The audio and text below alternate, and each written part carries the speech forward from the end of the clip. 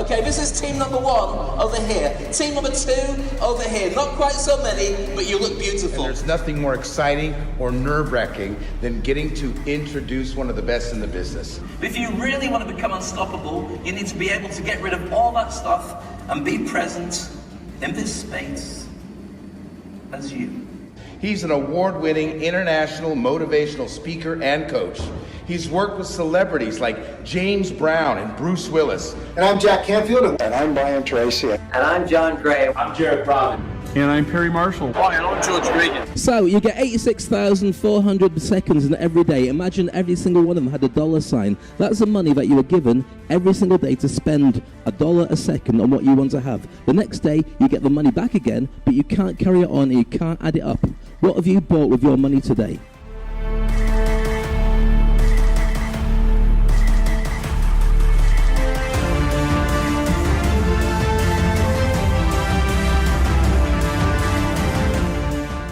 Audiences of over 1 billion people. He's sharing how to become unstoppable in business. It's my honor to introduce to you Dave Crane. Your ability to speak and sell is paramount. Everybody in this room has this ability anyway. You use it, but everybody else outside is going to have to learn to do this too. You're going to have soft skills. I wish I had more time. Inspiring. It was amazing. I love people who are out of the box. First of all, he's hysterical. How many people have seen Titanic before? The movie? Okay, how many people? Keep your hand up. Keep your hand up. How many people have only seen it once?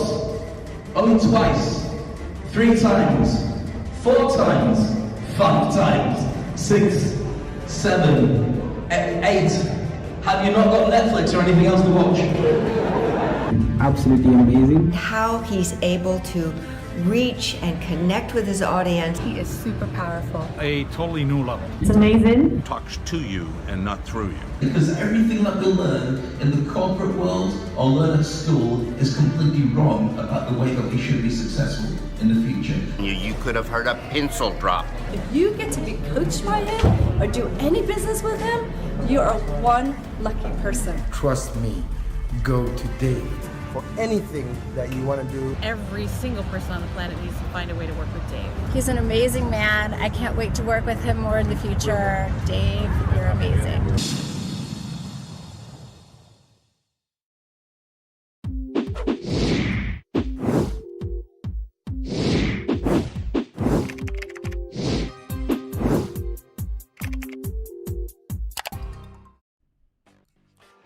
Well, good morning and hello, welcome back to Speak on Stage. I know I went missing yesterday, I was AWOL, and it wasn't because I didn't want to talk to you, it was because I had issues. Issues with lots of things, like, not like issues. Basically, to cut a long story short, I went to broadcast and had internet issues, and then after that I went to broadcast again, once I finally sorted out the internet issues, and I had lack of space on the Mac issues. And so I realized that what the problem was, because today is episode 35. Well done, Dave. Hey, it's episode 35. And I realized that what had happened was every single show, I program a show and add it to the show. So I add it and add it and add it. So for instance, the home screens and the videos start piling up. Home screen, home screen, home screen, home screen, home screen. So when you've got to go and click on the home screen to start with my little dashboard here, it goes, there's 35, how many do you want? So I had to go, oh, okay, good point. I'll get rid of every video, every home screen, every PDF, everything that I'd programmed in, I'll get rid of. So now it's like gunfighter. Apart from the spit, obviously gunfighters don't do that. They don't that either. They don't that, they don't do that. They don't that. Welcome to a show. As you can see, I've missed you quite a lot. And no, I am only on coffee today with my Marvel mug. That's great coffee. Today's show, in case you can't remember from the opening titles, is this: How to Kill Your Speaking Career Stone Dead. And it's really about the pitfalls and challenges of being a speaker. Because as I say every single episode, I think learning to be a public speaker is probably the most important thing that you could ever do. I did think so beforehand, and I think so even more now. Purely because in the old days, if you could be a speaker, It would elevate you to be more in the public eye. And it doesn't mean that everyone follows you around like a stalker. As an industry expert, you get asked to speak at events more. But there's 3 different ways of doing it. So the first one is to be a passive speaker. So that means that you just kind of talk to people. Hi, how are you? Good. How are you? Good. How's the family? Good. How's your family? Good. How's your car? Good. How's your car? I don't have a car. You don't have a car? No? But I've got a bike. Okay, how's your bike? It's good. See how the conversation is going. Not really interesting, but enough to relate and build relationships with people who otherwise would just be staring at the wall. Not even telly, just staring at a wall. So, then you've got proactive speakers, and they're the people that really got command of relationships with people and engaging people. So it's like, hi, how are you? I'm great. What have you been up to? Oh, I went shopping yesterday. Was it good? Did you go buy anything nice? Did you make sure that you wore your mask? Did you do social distancing? No, I was completely naked and I hugged everybody I saw. Is that true? In my mind, I was socially distancing and wore a mask, and I always daydream when I'm doing it. Okay. Great to talk to you. Oh, look at that. So that's really interesting. Have a look at that. Quick. Don't come talk to me anymore, weirdo. But you get the basic idea. So you've got the ability then to turn that into stuff at work. So instead of being at work and you can answer questions that people ask you, but you'd rather not, which is passive, you're proactive. So you're able to, when the question comes up in brainstorming or even a subject, you can go, guys, I've got an idea. And you express yourself really well, and people buy into you as a person and buy into your ideas, which gets you elevated to supervisor and managerial positions. It also means that within the industry, people can see you, but it doesn't mean necessarily that people are going to hire you, but they can see you and they do respect you. Then you're going to add to it the idea of becoming a superhero when it comes to speaking. So speaking becomes your superpower. Not only then are you able to, can you hear the plane going over, by the way?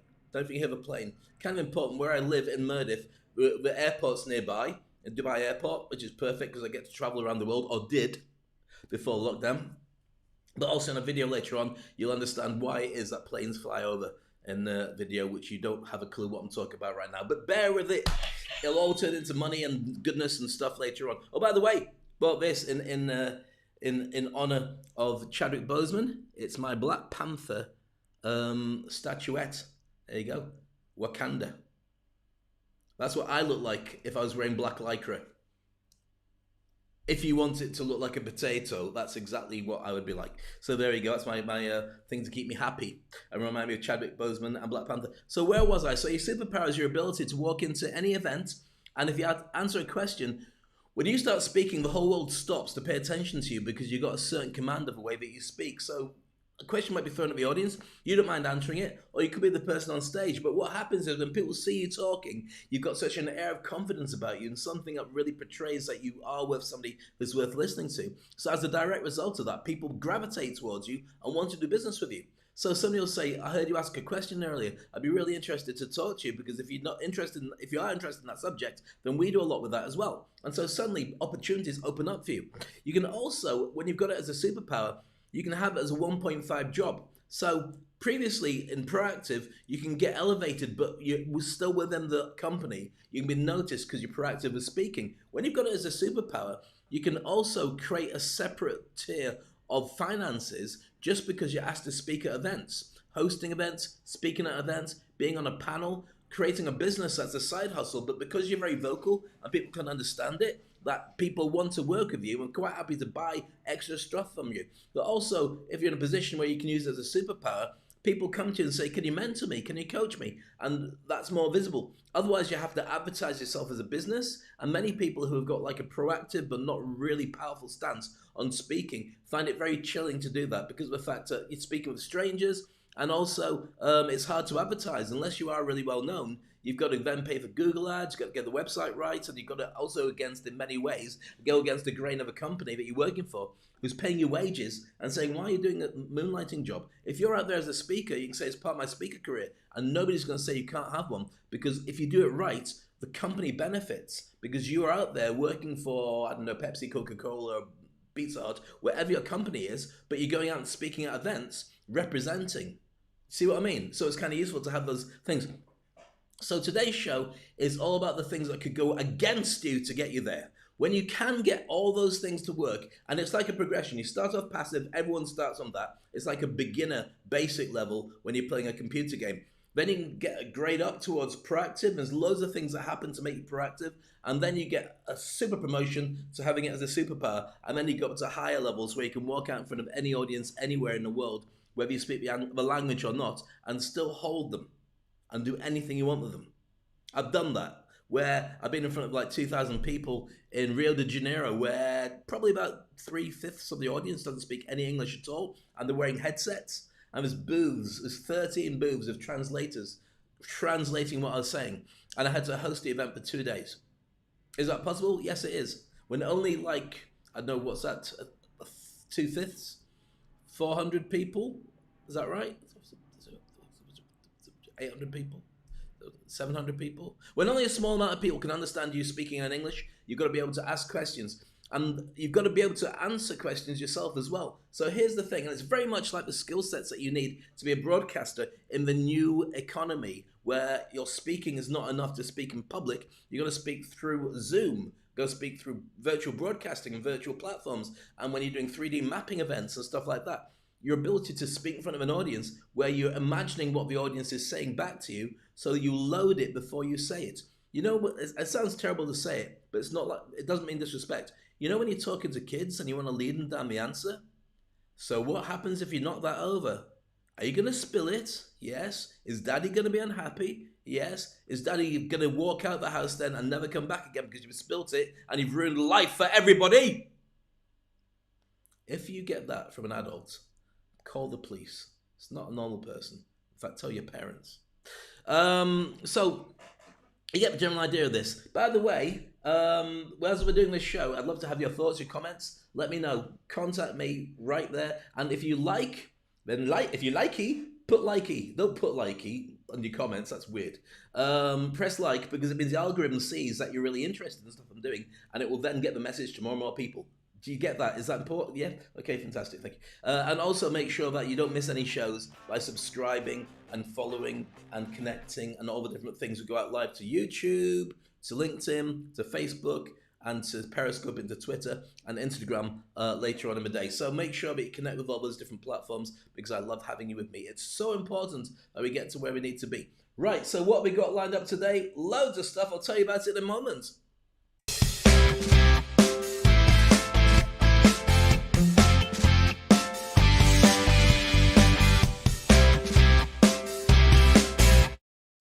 So, as mentioned, we've got loads and loads of stuff lined up for you today. We're going to be looking at, first of all, this, if I can just get it lined up to show you there. We'll be sharing with you the special things that professional speakers can do to create a relationship with an audience without even speaking much.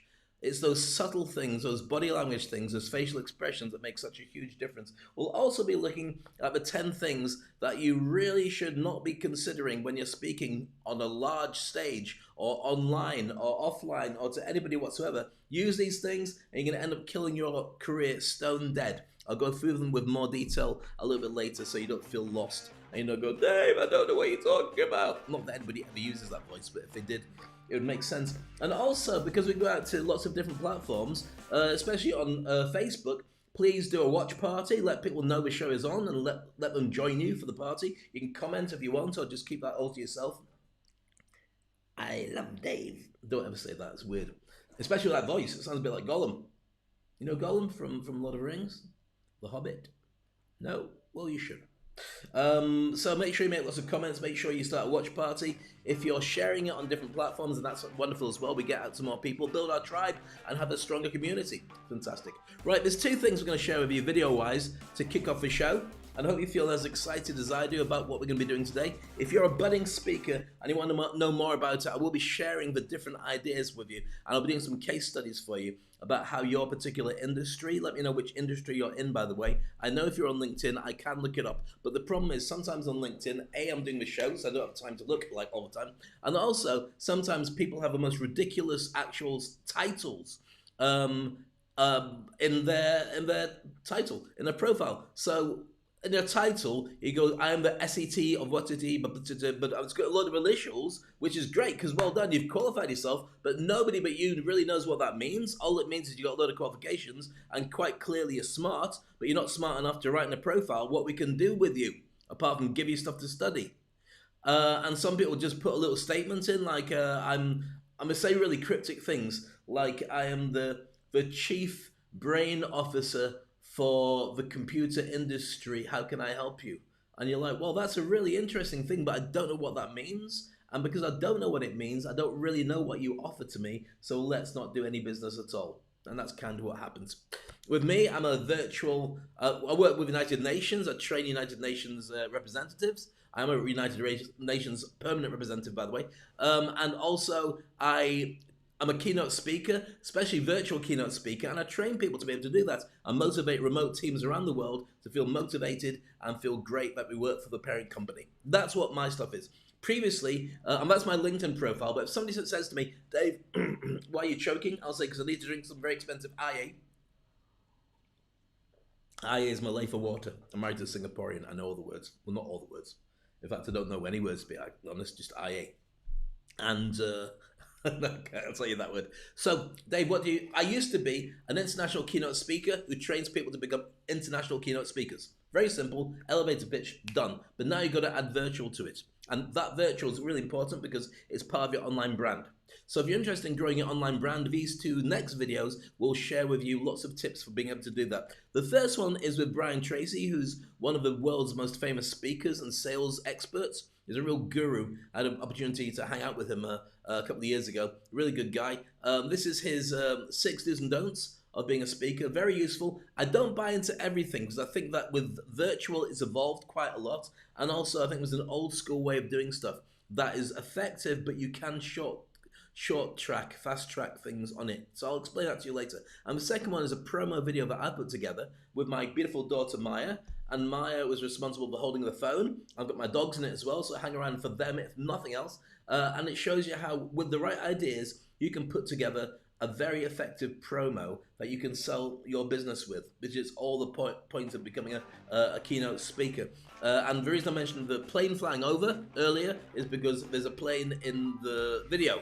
But not really, but there is. But really not, but there is. Kind of, if you've ever heard the sound a plane makes, then you'll say, oh yeah, that's what it is. So next up, Brian Tracy on Speak on Stage. Great to have you with me, and it's great to be back.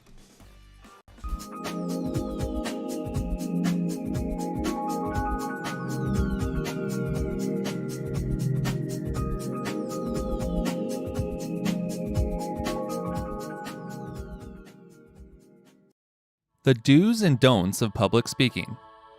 If what you are doing is not moving you towards your goals, then it's moving you away from your goals. Brian Tracy. Whether you are a professional public speaker or hoping to become one, there are a few key do's and don'ts to follow. Becoming a professional speaker isn't always easy. You have to be charismatic yet collected, able to draw the attention of your audience and then keep it. Luckily, if you know a few key strategies to use, delivering a solid speech isn't truly all that hard. Here are the do's and don'ts that every public speaker should remember to improve their speech and captivate their audience. First, don't fill every second with words. Some speakers feel as if they need to be speaking the entire time they're on stage, filling every moment with words. But in many cases, pauses can be just as effective as speaking, sometimes even more so. A strategically placed pause can be powerful and can do a lot for your audience. There are a few different types of pauses you can use. A dramatic pause can help your point stick in your listeners' minds, while a sense pause is meant to give people a moment to absorb new information.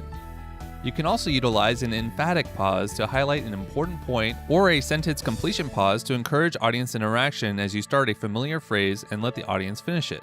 As a bonus, pauses don't only help your audience, they also help you. Many speakers tend to rush through their speech when they get on stage. By deliberately adding pauses, you'll help yourself relax, slow down, and deliver your speech at a much more manageable speed. Next, don't rely too heavily on visual aids. Visual aids such as charts, graphs, and infographics have a lot of pros and cons. When visual aids are well designed and used at the right times, they can be a nice complement to your talk. But if you start to rely on your visual aids too often, that's where things can start to fall apart. Your audience is here to listen to your speech because they want to hear you talk. If all they wanted was a visual, they could have read a blog post. That's why you shouldn't rely too heavily on your visual aids. Instead, use them sparingly. Share graphics for just a few of your key points instead of using visual aids throughout your entire talk. That way, you can make sure your visual aids are truly supporting your speech and not detracting from it. Next, don't be afraid to promote yourself on stage. Do you have a product, service, or something else to promote? If so, don't be afraid to include it in your speech. Many times, public speakers might feel that it's pushy to mention their product in their speech, but as long as your product fits with what you're talking about, it's completely okay to include that. In fact, this is a way you can bring more value to your audience. Promoting yourself is an important skill. It can be a little tricky to find the balance of providing value instead of selling, but once you do, you'll see your career and your income begin to rise.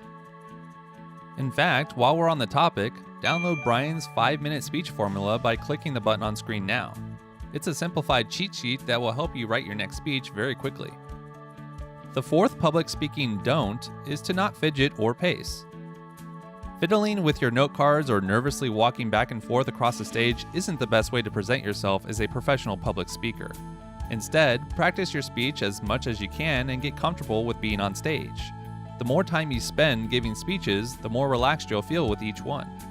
And although fidgeting and pacing distract the audience, it's completely okay to incorporate other types of movement into your speech if you are having trouble standing still. Just make sure that your physical movement makes sense with the speech that you're giving. Any moves you make should be intentional, deliberate, and necessary. For example, try stepping closer to the edge of the stage to connect with your audience as you drive home an important point. Number 5. Don't underestimate the power of practicing. Your job as a public speaker starts long before you step on the stage. Before giving your speech, you need to research your audience, prepare your talk, and make sure you're ready to go. Not knowing your audience can be a disastrous mistake. Make sure to research your audience ahead of time so you can be sure your speech is relevant to them. Then create a solid draft of your speech so you can rehearse it, including any physical movements you want to make before presenting it for the first time. And finally, number 6, don't run over the allotted time for your speech. If you've been given a certain number of minutes in which to present your speech, don't run any longer. Be respectful by ending your speech right on time, especially when you're just starting off in your career. Keeping your speech concise is also helpful because your audience is more likely to stay dialed in for the entire time. Being respectful of the time you've been given shows humility and gratefulness, and it's the quickest way to be invited back to speak again. Now, the question today is this: which of these was your favorite public speaking tip? Leave a comment below, and Brian will be sure to follow up with you. Thanks for watching, and remember, as Brian always says, if you want to change your future, take action and take action now.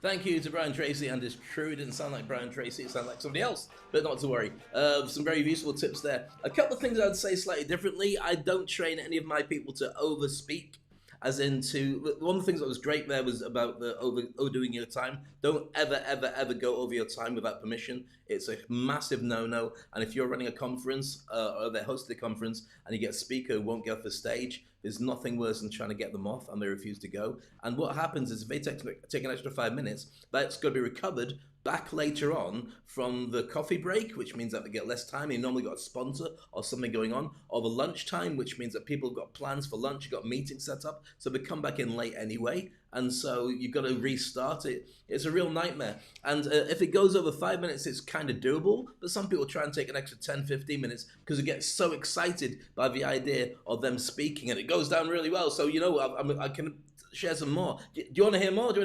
And it really is difficult because when you've got an event, especially at the highest level, you've got, say, 9 till 5. Say you've got a conference, 9 till 5. 9 o'clock you start. Registration is 8:30. 9 o'clock, first speaker, bang, got to start. And you've got everything choreographed all the way through with the scheduling. At 5 o'clock, people are leaving. And it's not just that they're leaving, they've got meetings to go to, or they've got meetings set at 5 o'clock, or they've got half an hour to get to another meeting, or whatever. But 9 o'clock, 5 o'clock, when it comes to that time, people will walk out, possibly just before it as well. So if you've got even a summary or a final panel with some really interesting people on, there will be people who know that they've got a taxi booked, or they've got a driver waiting, or they've got their car's been paid up to a certain fine, a certain time they'll get fined if it goes beyond that 5 o'clock, who just have to go. So that's why it's so important that as you will run an event, you go all the way through time-wise. If you're speaking at an event where you're the only keynote speaker and it's kind of blurry with disco and and a few speeches and, you know, a big buffet, and we kind of finish around about 12 o'clock-ish, but people can stay if they want to dance, then generally you can do a bit more, but never do it without asking the organisers.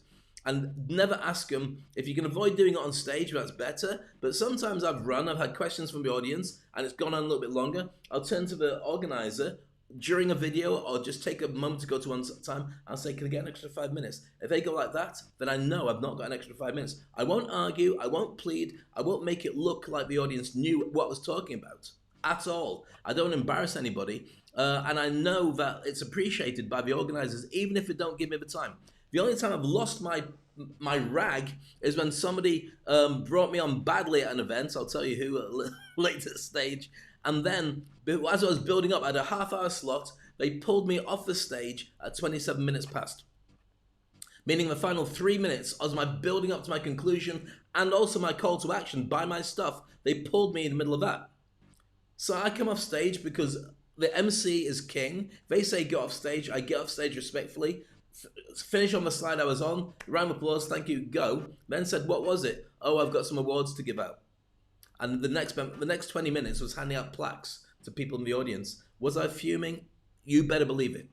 But I did leave a stage, and I could take it up with them later on. Does it help me? No, it doesn't. But the rule of the jungle on stage is whoever's in charge of the event is the person who can invite you back and not invite you back. I know of speakers who've been on stage and overrun by 15 minutes, and they thought it was okay because, you know what, it's all right and it was really good information, but they'll never get invited back to the conference or to speak with those guys ever again. And because events organizers and the managers know each other, when people say to each other, do you know this guy, John blah blah? I won't say any names now because then they'll go, oh, my name is John blah blah. How can you say things about me? I'm going to sue you. I'll kill you. It's going to cost you broken that, and I'll get Wakanda to do stuff. Their name becomes mud. Whenever your name comes up, if you've done that, people say, yeah, he's a good guy, good speaker, but wouldn't listen to me. It's really hard to work with. And that's the key.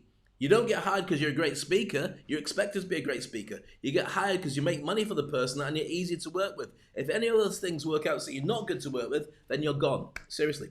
The other thing I was going to mention is about over-rehearsal. I think it's good to know your subject, and you should only really be pushing yourself as an industry expert, really. And you can talk about other stuff as well, but by and large, people will bring you in because you know your subject. Excuse me. Let me just have a little bit of coffee. Wherever you are, if you're having your coffee as well, then that's a good point to swig it. Have you ever seen those drinking games? I'm trying to remember which one it was. I can't remember. Which one was it? I can't remember. Sometimes there's drinking games that when you're watching a famous movie that everybody knows, and there's something that keeps getting repeated, like every time the baddie arrives, and everyone goes, oh, then you got to have a drink. Or every time somebody uses the same catchphrase, you got to have a drink. And these are set up, if you Google it, drinking games during movies or something like that, you'll see, and it's really funny, and clearly what I'm talking about isn't that funny, so forget I said that. Instead, what we're going to talk about is I'm going to show you a video filmed in the desert with me, my daughter Maya, and my two dogs, Ash and Snow. You'll meet them in a moment. And it was filmed on my phone, literally with my daughter. Now, why I'm showing it to you is because when you start sharing who you are and start doing promo videos, videos are by far the best way to reach people. Forget about blog posts and all that other stuff. Yeah, SEO. People like watching videos, snappy videos that don't waste anybody's time. When you start making those videos, you need to consider a couple of things. First of all, what you're gonna say, but also the optics. What's it gonna look like? How are you gonna start the video, and how are you gonna finish it? If you have to stop to edit something, it'll have a blip in it as you start off going ha, and the next thing you see, you're like that, and you're going, what? When did it move? It moved. Yeah, I cut out the bit where I forgot what to say. Yeah, but it doesn't look good. So what you have to do is, if you can, do it in one take and start it in one position, end it in another position, and it looks really smooth and cinematic. You'll see exactly what I'm talking about when you see it next up. And you won't see my daughter Maya because she's too expensive to get in front of the camera, and she said that I had to talk to her agent, and her agent is her mum, and that's not going to happen. But anyway, love your thoughts and comments as always. It's Speak on Stage.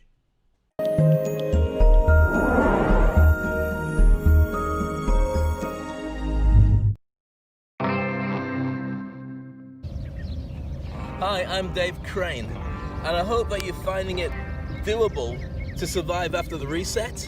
Because here we are in the quarantine economy. One of the biggest challenges of a quarantine economy is how to look after your staff. My staff are relatively easy. I'm here with my beautiful dogs walking the desert. That's Snow, that's Ash. My gorgeous daughter Maya, who you can't see, who's 9, is holding this camera. And here we are in the place I call the Valley, chilling out. Now, whether your staff normally work in an office, and you've had to send them home, or they're based around the world, one thing is for sure. The biggest challenge you're going to have right now is, first of all, we don't know how long we're going to stimulate our team from a distance. And also, it's going to become harder and harder to keep them motivated. The more that your staff are online, the more they're looking at other options. The more they're looking at social media and finding out, ooh, that's an interesting job. I wish I could think about considering that. Plus, you've also got another challenge. The challenge is, as work progresses, you have to work out whether you can keep those staff, keep them motivated, keep them working with you. Now, that's a huge challenge for you. The only way that you can do it is an idea that I'd like to share with you. Supposing you could motivate them and reach them over a distance. Supposing you could get one of the best motivational speakers who travels around the world to come up with content that's specially designed for your team. So they could watch it all at the same time live, and they can have a copy of it on video just in case they miss it, to tell them how much you care about them as a boss and how much a company really cares about their progress. This video could cover everything, the things they need to do at home, the things they need to do as part of a team, how they can look after their family, and how they can look after themselves. They can teach them a ton of things. They can also learn how to relax, to de-stress, to meditate, and how to plan goals. So what's the point of having this? Well, very simply, it's all about making sure that they know that you care, that you empathize, that you understand, that you are there for them. Now, this is new. You never had to do it before. You can have a staff event that everybody turns up for. But this is a different world now. In the quarantine economy, everybody's at home. So you have to think about creating some kind of concert. And I can help you do that. For many years, I've been traveling the world, doing some of the biggest gigs. I guarantee that when we put our heads together, we can find a way to engage your team and take them with you and your agenda to the next level. They're all out there. Together, let's make that happen. Let's talk.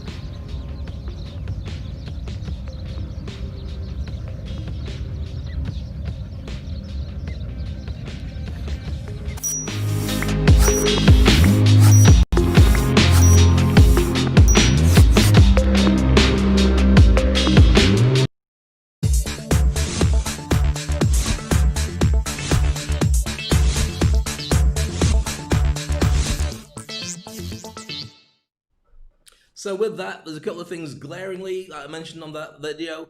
As you can hear now, the plane coming over, because that's where I live in Mirdif in Dubai, near the airport. The plane coming over, was it too impossible to hear what I was saying? Maybe not, but the way I could enhance that video is to put subtitles in so you can follow exactly what it is I'm saying. Doesn't matter whether it's sound or music. And incidentally, the music I added deliberately because it kind of changes the mood. If you've got music, it makes it flow a little bit better, as you've seen with my music videos that I play normally at the end of every session. So now I want to share with you some stuff. Today's show is very much about public speaking and the do's and don'ts and the things that will kill your career. If you really want to catch up on that faster than anything else, go to SpeakOnstage.com and look at the modules. They're only $99 each, and there's 10 different ones to go with everything. And I'm going to share with you some of the bits and pieces that I think are useful, and much of it is covered by the actual modules themselves. And then we'll talk about the Industry Icon program and why it doesn't matter what industry you're in, there are levels that you could get to that are really like superpowers. So with that, I love your thoughts, your comments. If you're considering being a speaker, wherever you are in the world, you really should consider it because your voice is everything. It's a free way to market yourself. Your ability to do video is an incredible way of getting people to personalize your brand and associate with your industry that you are somebody in that industry who does really well. I was interviewed yesterday by my friend Olga on a Russian Zoom TV channel. Went out to about a list of about 23,000 people, and she was asking me about she didn't ask me about Plublub because I don't know what Plublub is. She asked about public speaking because that's worth money. And so we spoke about that. It was only about 22, 23 minutes of actual content, but that was bite-sized enough and concise enough to be able to get a number of people going, actually, that's interesting. Maybe I should consider public speaking. It really is a martial art of being able to take yourself to the next level. So let's look at that as we talk about how professional speakers convey their confidence on stage. And I love your questions, by the way. If you do, make sure you like and subscribe and all the normal stuff. If you do have a question for me, send it to this. Just put it in the comments. If you do have a question that I should follow up with, then please follow up with me. Because what happens is the feed on every single show only reveals who is saying what when that timestamp time comes up. So I can't look at a long list of other comments. I have to wait till it comes up in the feed. And so if you ask me a question, I don't know when you asked it to me, and I won't make a note of it because I'm busy obviously making the show. So therefore, send me a message at the end of the show so I can see it, or send me a message directly. Go to thedavecrane.com, thedavecrane.com. It's got all my social media on. You can contact me directly as well through contacting me and subscribing to YouTube. You can get me there. You can get me on LinkedIn, probably the best one's LinkedIn, Instagram, Facebook, and Twitter. All these I monitor on a regular basis. So let's get on with it. How do we convey confidence on stage? First thing is this: make purposeful eye contact. Now, I want you to think about this on two levels. First of all, old school, going on a stage in front of an audience, but that's not going to happen for many people for another good 6 months or so. But also creating broadcasting as a virtual keynote speaker. So therefore, when I'm talking to you, I'm looking into the eyes of my webcam. There's a little light there, and I stare and talk at that. I don't look at my screen. So if something happened behind me, I wouldn't be able to see it at all because I'm focused on this. Now, let me illustrate. Well, oops. Thank you. Let me just get rid of some more water. Cheers.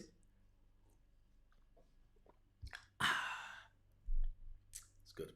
Okay, so going back to that, I'm not talking to my laptop camera. I've got a Mac here. My laptop camera for FaceTime on my Mac is actually here, right? So that goes up to about there. That's where it's looking. I'd have to go like that. Now, it would catch me. I tip it back, but it's an inferior camera. The webcam's much better. But if I put my finger in right about there, that's where I'm looking at.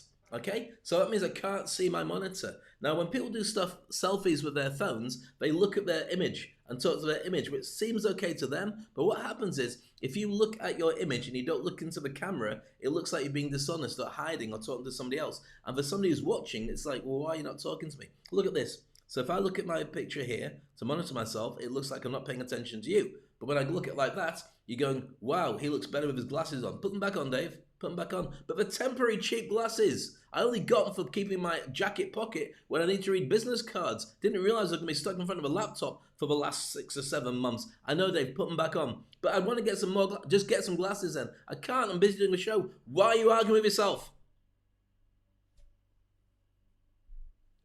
Wakanda won't let you back in again. See what I did the other day? It's really cool. It's not really cool, but for me it's very amusing. Pac-Man. See that? Pac-Man. No, rubbish. Not worth any money. Okay, make purposeful eye contact with your audience so we can tell that you care. If you don't make eye contact with them on video, on virtual broadcasting, or in front of an audience, they basically lose interest because they feel that you don't care. But it's like being at school. If you know a teacher's watching you, you also behave. And sometimes, depending on your audience, you have to be like that and you have to train them to behave. Otherwise, they will train you that they don't care.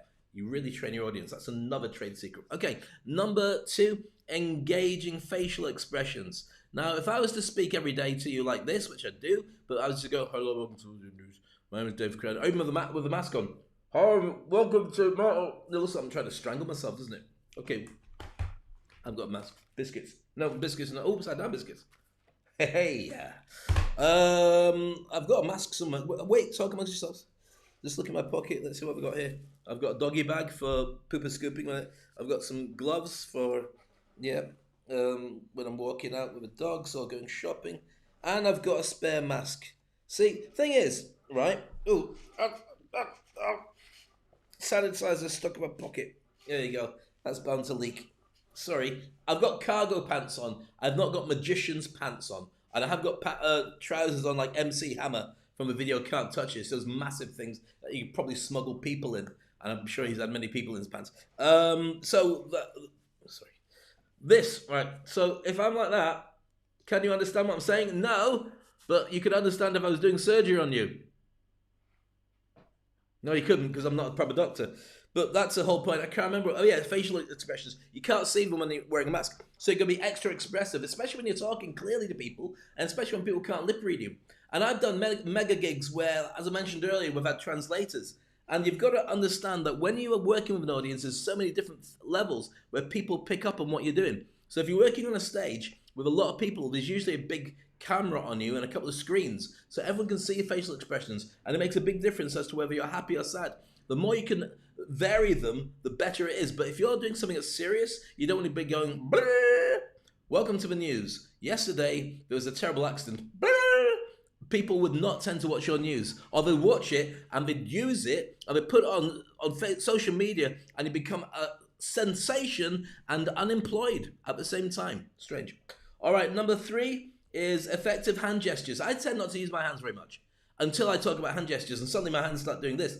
Because last time you saw my hands, I did that with the money, and I did that with the waka waka waka waka Pac-Man, and also T'Challa was there. But I tend not to use my hands too much. Your hands should be part of your translation of what you're saying. They should add to the communication that you're making, but not hijack the communication. Does that make sense? So you shouldn't be going like that. So yesterday I went swimming. Yesterday I was swimming. Or yesterday I was swimming. Or yesterday I was swimming. That would all emphasize the same thing, but you really don't need to tell people you're swimming unless you're saying I was going against the current, in which case that really helps. Especially for people who don't speak English or your own language as a first language, it really helps with the body language to support it. Does that make sense? Yes. But also be very careful not to do offensive gestures. Some people, for instance, point when we're talking, and that's really offensive. You should never point at an audience like that, ever, ever, ever, because it feels really wounding, and it feels like they're being told off, like I'm doing that to you now. Okay, number 4, is this no fidgeting? I'm sorry about that. I fidget a lot, but people are staring at you. Here's one of the things when you're on stage and when you're on camera, unless you're doing it deliberately as part of your show, as I often do, because I've got an itchy nose, because I'm allergic to my own dogs. It's true, I am. But I wash my hands all the time. But the thing is, when you're living in a house in lockdown, their dander is everywhere. Don't know what dander is? Google it. It makes sense. Okay, so no fidgeting. But when you walk into a gig, people are staring at you. People will have Googled you. They know who you are. Not everybody. Some people just turned up because they had to. Some people turned up because it was free. Some people turned up because they might get something out of it. But various reasons. But some people will recognize you from the moment you walk in because they'll look at your LinkedIn profile or your Instagram profile, and maybe they had a video about you, or maybe they had your picture on the flyer.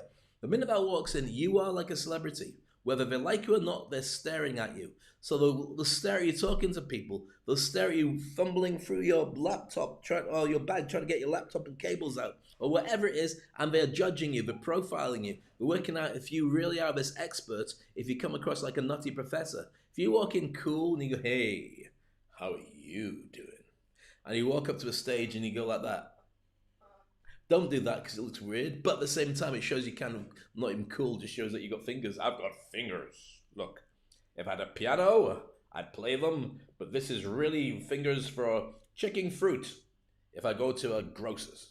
And so people are checking out whether you are actually genuine stuff. And they'll keep watching you from the moment you arrive at the event until you actually leave and go off in your car. And they'll look at your car and say, is this person making money or are they driving a rust bucket? And it doesn't matter whether your good cars with somebody else and this is a replacement car. These are all the things that people look at with the optics of you. So be very careful. Fidgeting on stage is something that's noticed, but it doesn't mean you have to be super conscious about it. But a lot of the stuff that happens is subconscious, which means that it's below the level of your radar. So you don't know you're doing it until you look back at it on video. And somebody says, do you know you always dance when you speak? Go, no, I don't. Well, look at your feet. Oh my goodness. I'm like that when I'm speaking. On my seat. Okay, number 5, your posing power or your power pose. That's usually when you know that you're in charge of something and you've got a point to make and you just lean up against something and you go, yeah. So let me share with you as we go through the main key points again. You might want to make notes. Oh, then again, my speaking is so effective, it will be ingrained in your head. Smoking. That might be a power pose. If you do, you might not get another gig, but it's just the point is that you'll have certain times that you feel comfortable standing a certain way or sitting a certain way. Nothing wrong with that. Be aware of them because sometimes they're very, very rubbish. and you didn't think they were.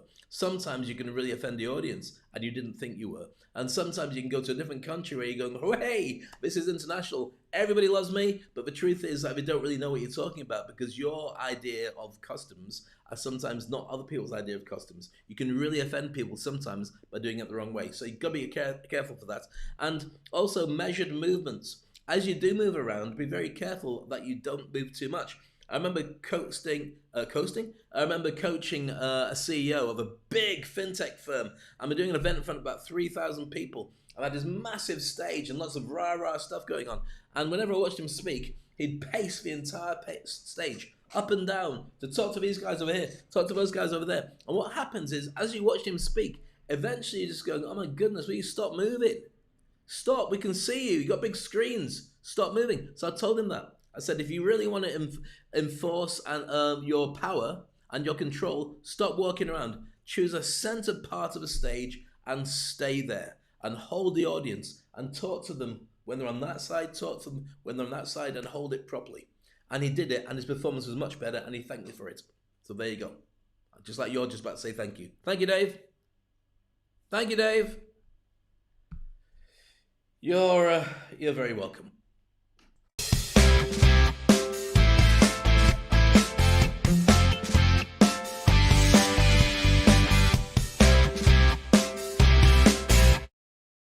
So as always, I love your feedback and tell me how you're getting on with everything. Is it good? Is it useful? Is it stuff that you're getting? Today's tips are all very much about public speaking. The whole show, Speak on Stage, is always about public speaking, but today is specifically about speaking. Tomorrow we've got an incredible one all about love in a lockdown, how to love the lockdown. Not really about, hey, in a lockdown, but that does come up as a conversation, and you'll have to see whatever I share with you tomorrow, you'll find out. And yes, I haven't done it yet. I'm just gathering all the bits, so I kind of know what's in the show. But as usual, there'll be lots of opportunities to make money and lots of opportunities to de-stress yourself. Tomorrow's show is not really about the mental aspects of it. It's really about the fun aspects of lockdown. So it should be a joy to be there. We will deal with the new aspects of it with a brand new show. That's going to be one of the future episodes, okay? But meanwhile, if this stuff is useful for you and you're interested, connect with me, ask me lots of questions. I'm here for you as much as I possibly can. I'm here every single day, apart from yesterday, because I had to clean my laptop out and it was just not playing. It was like that. Go on then, do something, Dave. But you're my laptop, I paid all this money for you. Don't care, not playing. But you're an Apple, you better be the best. Oh, should we be an orange then? Didn't say that, it just didn't do anything. Okay then, let's look at the key things that you need to know when it comes to being an effective speaker. And I'm going to be sharing with you how to protect or kill your career stone dead. That's up next on Speak on Stage.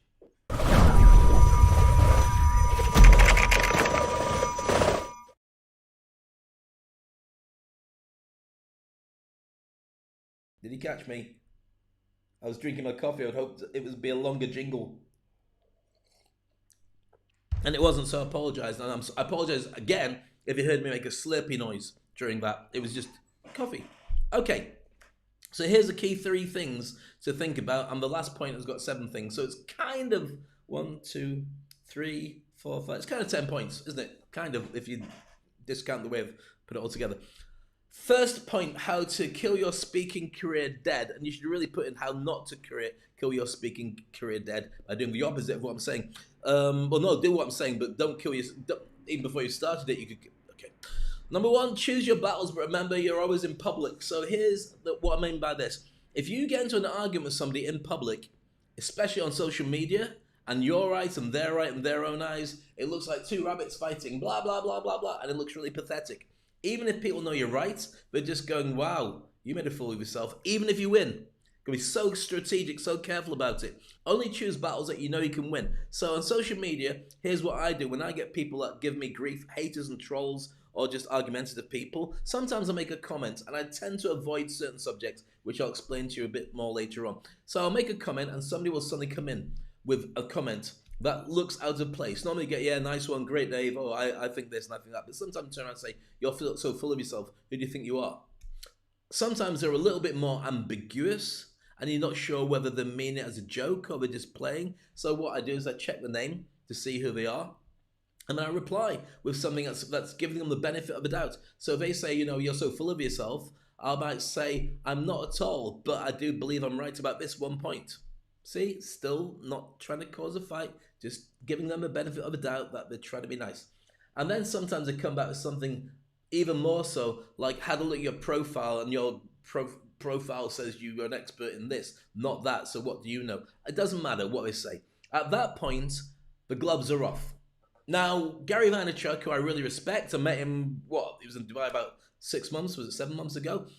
He really likes to have haters and trolls. He says you should always talk to them, always get involved in a conversation with them, and so people observing can then say, oh, look at that, you got out that one, well done to you. But I don't believe in that. I don't. Why? Because I don't have time to spend on these, I won't say idiots, but yeah, idiots. And also, what I discovered was whenever supposing I got 40 comments on a post, and one comment was nasty, and I gave them benefit of the doubt, and it came back nasty again. And then what I would do is I'd give them another one to hopefully calm them down, and then they come back again. But what I would do is my post, I'd forget about the post, I just think about them. I think about what are they going to say next. And I realized that if I've got 40 people who are responding to me on a post, and 39 are saying nice things, why am I only thinking about the one person who's horrible and trying to keep them happy instead of contributing more to the people who've already bought in? Do you get what I mean? Give you a point for this. Years ago, when I used to work as a DJ in nightclubs, there was a guy who used to run the top nightclubs in the Northeast. Brilliant, brilliant guy. And he showed me around his clubs, and they were always top clubs, really well decorated. He had top-notch people paying more money than anyone else to get into his clubs. And I was a DJ. I was on the radio, so I got kind of VIP treatment. And so he was showing me around how he does door security. And he said, look, see these bouncers here? These are the toughest bouncers in the region. No doubt. They're the hardest guys, and they can handle anybody. And we know that, and they know that, and the audience knows that. That's why I don't let them beat anybody up. So what do you mean? He said, well, think about it. People go to a nightclub and they're paid a lot of money and they might be drunk, but they're dressed really nicely. They come in. All my guys are trained to welcome everybody as custodians. Welcome to the club. Have a great night. Welcome to the club. Have a great night. If they don't stand there like that, arms folded. Who are you? Look at me. I'm tough. I'll get you if you're bad. Because 99% of people are really nice. So therefore, they let everybody in, look after them. If somebody creates trouble, they go over and try and calm them down without using any violence or force or the fact that they're built like blooming, a house. None of that. Calm the people down. Most of the time they can calm it down because people know that's the bouncer and I should really behave. If something does kick off, then they go for it and they end the conversation because that's what they can do. But they don't show that first. That way you only get nice people going and people feel safe. They know there's no violence in there and they can feel safe having a good time with their friends, with a girlfriend, boyfriend, because nothing ever happens in those top clubs, which is why they're willing to pay the money. So the way I see it is on social media, I'd rather not spend my time worrying about the people that are causing problems. What I do is I'll answer them twice, then I'll look at their social media profile. Once I've had a look at that, I decide whether they've got a relevance in what they're talking about, or they're sat in their office bored and they said, right, that's come up on my feed, that person looks a bit popular, I'm going to have a go at them. And some people do that. Honestly, some people do that. So then I decide on what I'm going to do, and normally I just get rid of them. But here's the key. Do not block them and then go to delete their comments, because once you block them, you can't see their comments anymore. So then people could turn to you and say, well, why are you letting this stuff come up on you? Have you seen your profile? See what people are writing on your post? You go, no, I can't see anything. I'm going to send you a screenshot and you go, oh my goodness. And you can't unstop it because you blocked them. So what you do is the other way around. Delete their comments, then block them, and they can't find you and they can't find your posts again. Honestly, you have to do it that way. So that's how I deal with it. Choose your battles. They're always going to be in public. Be very careful about it. I'll take him around the back and give him a good chewing. No, don't. That's me squashing an orange. Number 2, be ultra professional and tech savvy. Know your stuff. I've had a few issues with the tech of this show. I didn't go online until I knew I had it all worked out yesterday. So I didn't go online until I had it all worked out, but today it's fine. And everything's working perfectly. And also, be ultra professional. It's like if you're going to speak at an event, make sure you wear... I always say, position yourself one step above your audience. Now, I'm not saying that, I'm wearing a polo shirt and you're sitting there in your underwear, in which case, good for you, and you probably just woken up, Or maybe you have no clothes and you live in your underwear. Or maybe you're a nappy. Don't know why I came up with that. Moving on. Whenever you go on stage, even if it's a casual event, I like to wear a sports jacket and jeans if everyone's just wearing jeans and a t-shirt. I want to look one step above everybody who's there. If everyone's wearing a suit, I'll wear a very smart suit or maybe a tuxedo. One step above every single time. Even with this show, I might only be wearing a polo shirt because it's relatively comfortable for me, but you can see by the amount of presentation that goes in, the show itself looks to business. Everything from the jingles to even the setup for this is done a certain way to make it look good. See? Hey. All right, number three is this one. Are these good for you, by the way? Give us your thoughts. I'd like to know if these are useful for you, because I'm sure there's stuff you've come across as well. And this and more, by the way, on Speak On Stage, if you go to speakonstage.com. Okay, number 3, tiptoe, champion, or avoid the following. Tiptoeing. These subjects are ones that you cannot win unless this is what you do for a living. So when you talk about racism, politics, and all the rest of them, you can see the list there. I'll go through in a moment. These are things that you will offend somebody in the audience, even if you think that they're really good people and they are your people. They will differ with you on one of these subjects, so be very, very careful. For me personally, I avoid them all. I won't talk about them unless I'm specifically asked, and there's a way of getting around it by saying, in my opinion, then saying what you want to say. If you don't say that, then they can get really offended. But if you say it's your opinion, it's kind of like a license to say what you need to say, but then you let them feel good about their own opinion equally if you want to give free speech. Personally, I wouldn't give anybody free speech. So tiptoe around these subjects, avoid them if you can, champion them if it's really your key topic. If you're a politician, you have to talk about politics and maybe about race. If you're an All Lives Matter or Black Lives Matter or Blue Lives Matter person, then you're going to have to talk about these subjects because people are going to ask you about it. But generally, here we go. Don't talk about race. You never know who's married to somebody else in that room. There's a lot of mixed race marriages. You might be talking around about, the coronavirus came from China and you've got a sea of black and white faces. And you're saying there's no Asians in this room. You don't know who's married to an Asian. I'm married to an Asian. You wouldn't know that from my face. Of course not. So be very careful and respect everybody. Number 2, politics and nationalism. The minute you go near politics, somebody's not going to have the same view and somebody's going to get very offended. And the thing is, when you argue with any of these people, even if you're right, you can be wrong. Because if that person starts getting upset or crying, especially if they cry, you've lost a room. People turn around afterwards and say, well, I agreed with what you're saying, but I didn't agree with what happened to that person. You could have been a bit more careful. Well, no, you've got a microphone. It gives you an advantage over everybody anyway, and you can ignore them if it's online, and you can't ignore them if you're in front of a live audience. But sometimes you can turn around to the organizers, if you're not the MC, and you can just point and they will go straight over and have a word with the person or take them outside to have a chat with them. You don't have to deal with it on your own. Earnings, don't talk about how much you earn. Some people in the room will earn a lot more than you, in which case it'll just laugh at you and it'll position you as small when you talk about how much money you earn. And some people will earn a lot less than you or may have lost their job and they'll be really offended by you bring up money at a really sensitive time. Same as if you talk about, how much you hate cats. You might end up with somebody in the room whose cat just died last night, who doesn't find it at all funny. I've got dogs. I find it funny all the time. But I understand if some people don't. Number D, gender politics.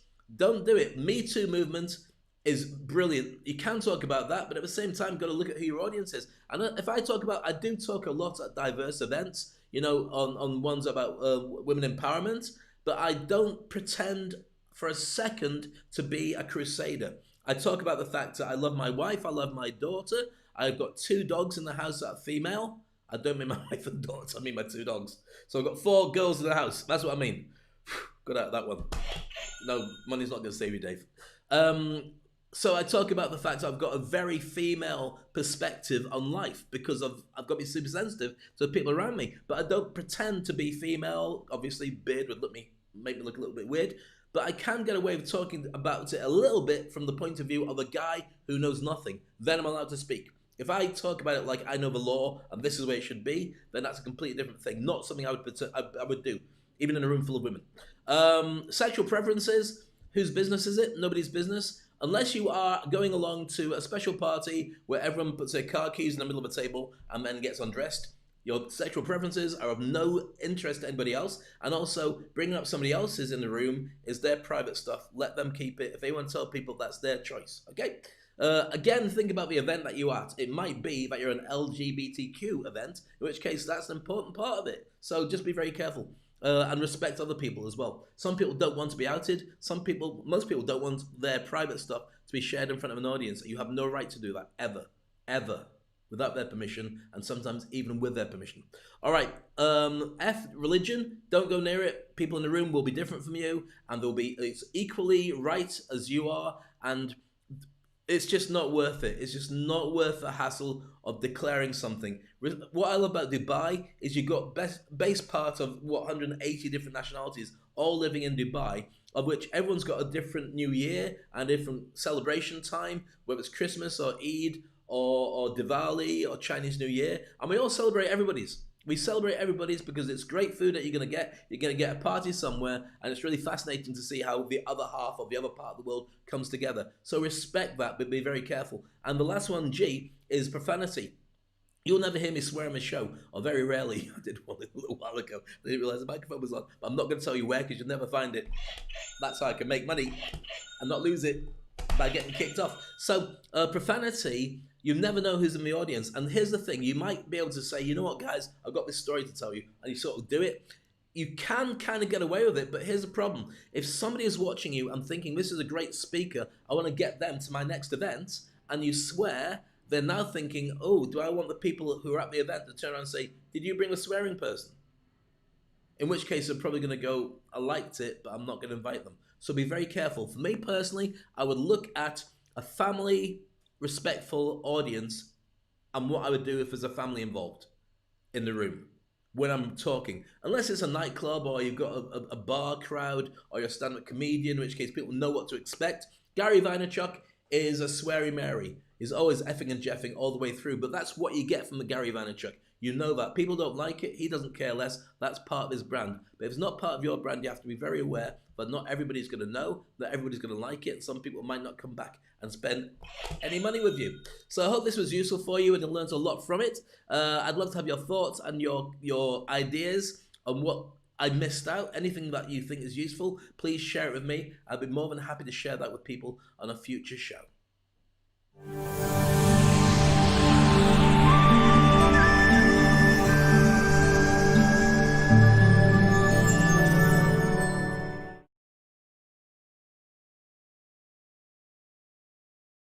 Bit of a long one today, isn't it? Bit of a long one today. Hey, Mrs. Sorry, should never have said that. Just wait.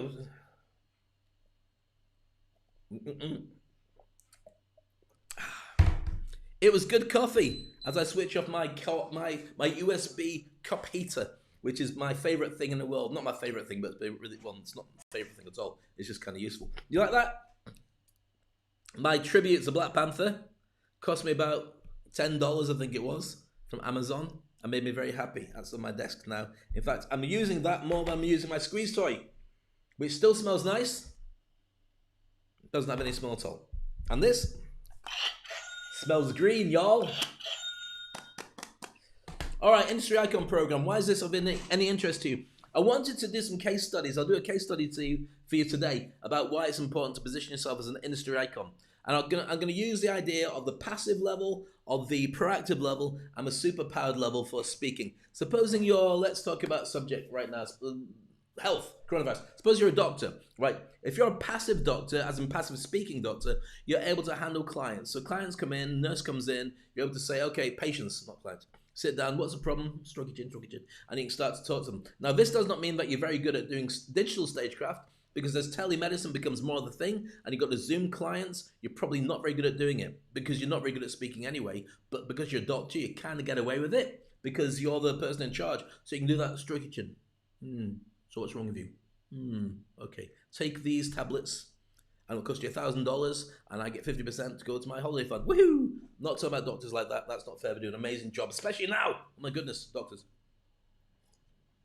And nurses, and anybody else in the medical industry. All right, so That's passive level. A normal doctor doing a normal job, which is what they get paid for. Proactive level means that they're in a supervisory position, and they need it sometimes because a doctor has to be like a sergeant major. If you go to a scene where people have been hurt, a crime scene or an accident scene, a doctor sometimes has to step up. Right, you guys, call the ambulance. You guys, put your hand there and stop the bleeding. You guys, get me a first aid kit. And you've got to take control and do it. If you don't have that ability to step up and be proactive and be commanding, then you miss out on that opportunity. And also, if you're seen as somebody who's able to use their advancing skills effectively, you get promoted. You get to be the leader of the doctors, like Doctor Who. No, not like Doctor Who. But you've watched ER and you've watched all those medical things. Whoever can speak best tends to get promoted better, and they tend to go up higher in the food chain because they're seen as the leader of doctors.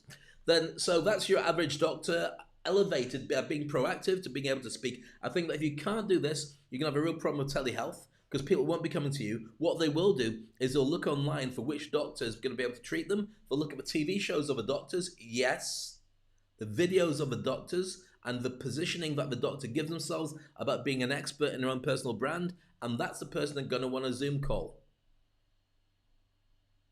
So that's, yeah, a bit scary. So that's a proactive doctor. Then you've got the superpowered doctor. These are the people that are always on TV.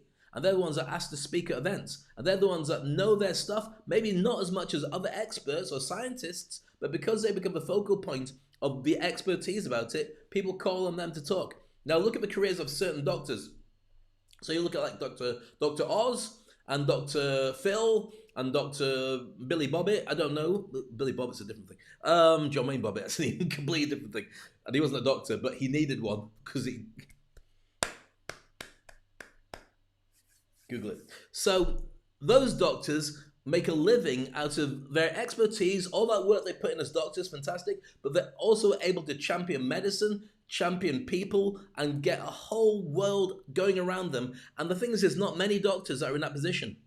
Really, there's not that many TV doctors you can think of that would go on Oprah Winfrey show or some similar show and talk about new medicine. If you look at someone like Anthony Fauci, who's probably the most famous doctor at the moment because he's the one that is part of the American task force, talking about the coronavirus and so on, he's probably a proactive doctor. He's not a doctor with a superpower.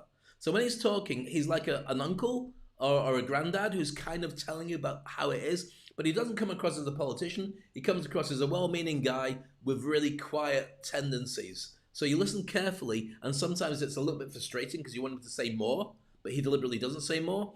That's not because, I don't think it's because he could. I think that's because his natural way is like that. He knows his stuff, but he can't really express it at the highest possible level. You wouldn't go and see Dr. Fauci in concert, would you, to talk about coronavirus, unless you really wanted to catch the details of it before it came out. Otherwise, he's okay as a proactive speaker, but not that super level. I want you to be a super level. That's what the industry icon is about. But you position yourself, and I showed you there as a doctor, but in any industry, plumber, mechanic, salesperson, real estate, any of those, once you learn to be seen as an industry icon, people will gravitate towards you and they'll want to spend lots of money with you because they know that you are the person to watch who truly knows their stuff and really knows what they're talking about. Does that make sense to you? Wonderful. Love your thoughts, love your comments as always, and I always reply back as often as I possibly can, and this is Speak on Stage.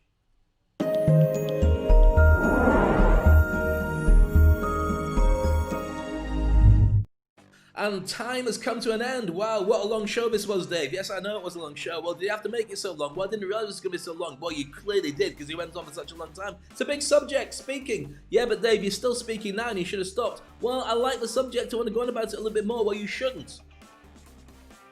That's how you argue with yourself, folks, when you can't think of anything else you should be saying instead. So, with that in mind, I'm going to leave you with a music video. If I can just open up this screen here. Look at that, he's trying to do, oh, that's why, yeah, close the screen. You can't see what I'm doing. Okay, so I'll see you same time tomorrow. I love your thoughts, I love your comments. Remember to share this, like it, and if you want to contact me directly for a 10-minute consultation about your speaking career, then just go to SpeakOnstage.com, have a look at the modules, go to the bit that says Industry Icon, click on that, a Calendly link will appear from out of nowhere, and book a 10-minute chat with me, and let's see if we can get your career on the go. I'll be back tomorrow talking about how you can love the lockdown. I'm here for you, as always, and it's a pleasure having you with me and having these conversations. I'm going to leave you with one of my favorite music videos. One is my favorite music videos, and that's an inspirational one called Fair Play. Look after yourself. See you tomorrow. Take care. Bye. I'm sorry. I didn't explain. I tried to motivate you and move you forward, but quite clearly all I brought you was pain. Tried to share some ideas and I didn't do enough to show you what I really meant, because it left you feeling confused, and afterwards your brain was spent. And I should have used smaller words, and I should have been more than enough, but somehow it ended up making you feel bad, and it was kind of tough, and you wanted to have me stop and go back again, and maybe you weren't paying attention, and then you feel like you've stayed at school and you've been naughty and you're in detention, and you want to get me sharing with you more stuff, and I gotta do more for you. And you don't want to pay for it because, you know, I could get this off the internet too. But my friend told me this, and you know, they're into the same kind of stuff as you, but I don't see why I should pay or I should make the effort, because I want it to come in a bottle as well. And if I get it in a bottle, I get it in a pill form, I'll never have to do much work. But it doesn't work that way. None of it does. If you want to get something out of life, you've got to get off your ass and move. You've got to look around and see where you come from. You've got to make a decision. Where are you going to go? And how do you think they get there, all those stars? How do you think they get there, all those people who turn around and say, I'm amazing, I'm a Kardashian, I'm on the front of a newspaper, I'm on the front of a website, I'm an influencer, I'm a celebrity, I'm super rich, I'm super powerful. Do you think they all got it for free? Well, some did, and some didn't. Some worked their asses off, and some still do. And some people wait, and some people complain, and we don't realize how easy it is, and that might be you. One day won't matter, we'll have no time left, and people will say to you, did it matter to you how hard you worked? How many people helped you? And the answer will be no. All that matters is what did I get out of it? And the best way to judge is that smile you have right now, or that frown that won't go away. It's your choice. It's your life. And for me, yeah, I'm gonna play.